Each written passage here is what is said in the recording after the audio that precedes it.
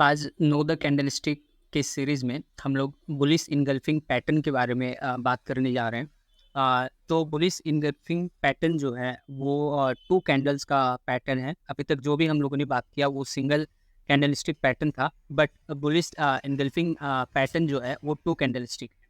तो इसमें हम लोग समझते हैं कि यहाँ पे कि बुलिश इनगल्फिंग पैटर्न क्या होता है, कौन से ट्रेंड में बनता है और इसमें एक्यूरेसी क्या देखा जा सकता है।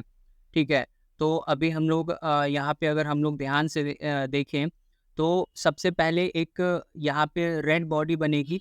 ठीक है, यानी कि प्रायर जो ट्रेंड है उसका वो बेयरिश ट्रेंड होना चाहिए।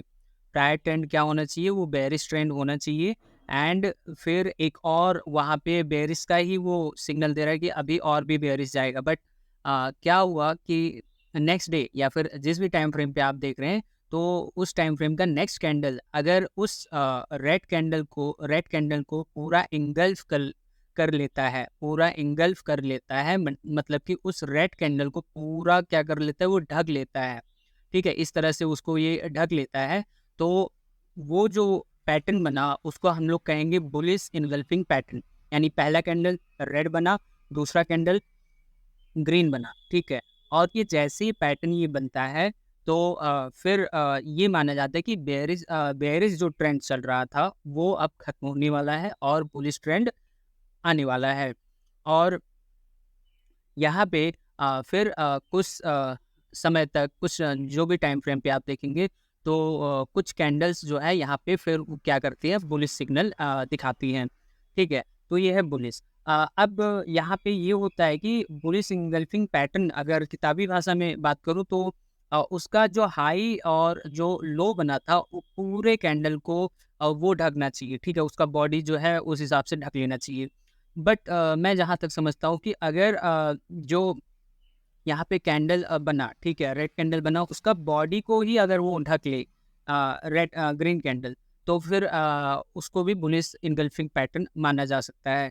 भले ही इसका जो हाई है वो तोड़े या ना तोड़े। ठीक है, तो ये था बुलिश इनगल्फिंग कैंडल। अब हम लोग ये चार्ट पैटर्न पे देख लेते हैं कहीं पे बुलिश इनगल्फिंग पैटर्न बन रहा है कि नहीं बन रहा है। तो फिर यहाँ पे मैंने पहले से एचडीएफसी बैंक, ठीक है, यहाँ पे ओपन कर रखा है, उसको ही देख लेते हैं उसमें बना है कि नहीं बना है। ठीक है, तो चलिए देखते हैं। तो यहाँ पे आपको BE करके दिख रहा है, इसका मतलब होता है बुलिश इनगल्फिंग। एक हम लोग यहाँ पे पढ़ लेते हैं फिर हम लोग उसकी बात करते हैं। तो यहाँ पे अगर देखें तो क्या कह रहा है कि at the end of a given down trend, ठीक है, डाउनवर्ड ट्रेंड होना चाहिए यानी बेरिश ट्रेंड होना चाहिए।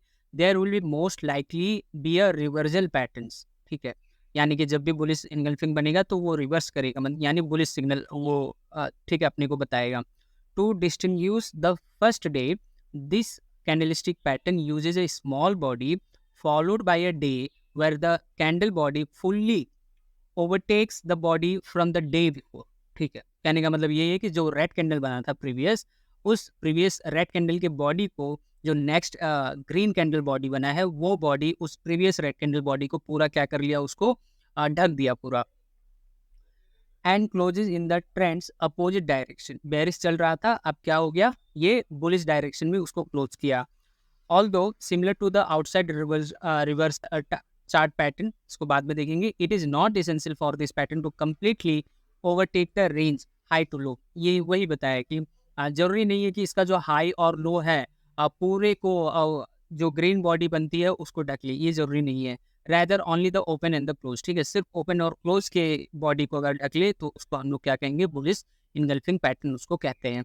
तो एचडीएफसी बैंक में अगर देखें तो मैंने कहा कि ट्रेंड उसका जो है, ट्रेंड उसका क्या होना चाहिए, ट्रेंड उसका डाउनवर्ड होना चाहिए। ठीक है, ट्रेंड उसका क्या होना चाहिए, उसका ट्रेंड डाउनवर्ड होना चाहिए। और अगर ट्रेंड डाउनवर्ड है तब फिर वहाँ पे अगर ये पैटर्न बनता है, जैसे कि यहाँ पे देखिए ये डाउन ट्रेंड आया, फिर थोड़ा सा ऊपर रिवर्स किया, फिर डाउन ट्रेंड आया और यहीं पे क्या हो गया, एक बुलिश इनगल्फिंग पैटर्न यहाँ पे बन गया है।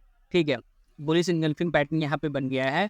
और यहाँ पे देखिए, ध्यान से देखिए, छोटा सा बना है। ठीक है, बहुत ही छोटा यहाँ पे बना है। ठीक है, ये जो पैटर्न यहाँ पे जो दिख रहा है, ये है बुलिश एनगल्फिंग पैटर्न। तो ये पैटर्न जैसे ही बना, फिर अब मार्केट जो है ऊपर गया, एक और यहाँ पे बुलिश एनगल्फिंग पैटर्न बना डाउन ट्रेंड में ही, फिर मार्केट एकदम से ऊपर गया। लेकिन यहाँ पे अगर हम लोग ध्यान दें, तो अगर अप ट्रेंड में ही ये पैटर्न अगर बन रहा है, तो उतना ठीक है, आपको यहाँ पे सही से बुलिश नहीं होगा वहाँ पे, ठीक है। और अगर वो डाउन ट्रेंड में है और डाउन ट्रेंड में बुलिश पैटर्न बन रहा है, तो ये कहा जा सकता है कि बुलिश इनगल्फिंग पैटर्न बनते ही हो सकता है कि ये कुछ कैंडल्स के बाद अप ट्रेंड दिखा दे, ठीक है। तो ये हम लोगों ने बात की एचडीएफसी बैंक के बारे में। हम लोग कुछ और यहाँ पे देख लेते हैं, कोई और स्टॉक देख लेते हैं, अगर उसमें अपने को मिलता है तो फिर वो देख लेते हैं। तो अभी कौन सा चूज़ करें? चलिए एशियन पेंट चूज़ करते हैं, वहाँ पे देखते हैं कि अगर कोई बुलिश इनगल्फिंग पैटर्न बना है कि नहीं बना है, ठीक है। तो एशियन पेंट में हम लोग देखेंगे, और अगर वहाँ पे बनता है तो फिर समझेंगे उसमें भी। तो यहाँ पे देखिए, यहाँ पे डाउन था, ठीक है। एक बुलिश इनगल्फिंग पैटर्न यहाँ पे बना, ठीक है। बुलिश एनगल्फिंग पैटर्न यहाँ पे बना, और बट वो सस्टेन नहीं हो पाया। बुलिश एनगल्फिंग बना, ठीक है, यहाँ यहाँ पे बुलिश एनगल्फिंग बना, लेकिन वो सस्टेन नहीं हो पाया, और वो क्या हो गया, ठीक है, आपका स्टॉप लॉस जो भी आप रखे होंगे उसको हिट करके गया। स्टॉप लॉस का मैं बता दूं कि जब ये पैटर्न बनते हैं, तो आप स्टॉप लॉस जो है मतलब कई तरीके होते हैं स्टॉप लॉस रखने का, लेकिन जो ज़्यादा पॉपुलर है, वो कहते हैं कि जैसे बुलिश एनगल्फिंग बना, तो उसके लो के नीचे आपका स्टॉप लॉस होना चाहिए, और 1:2 1:3 का जो भी आप रिस्क रिवॉर्ड ली, वो आपको रखना चाहिए। तो ऐसे ही यहाँ पे भी एक बना है, बट ये भी उतना सक्सेस नहीं हुआ है। तो कैंडलस्टिक में ठीक है, कुछ भी 100% नहीं है, ठीक है। वहाँ पे आपको अदर इंडिकेटर से, सपोर्ट रेजिस्टेंस से आपको देखना पड़ेगा कि कहाँ कितना सक्सेस हो रहा है। तो ये हम लोग ने बात की बुलिश एनगल्फिंग पैटर्न के बारे में।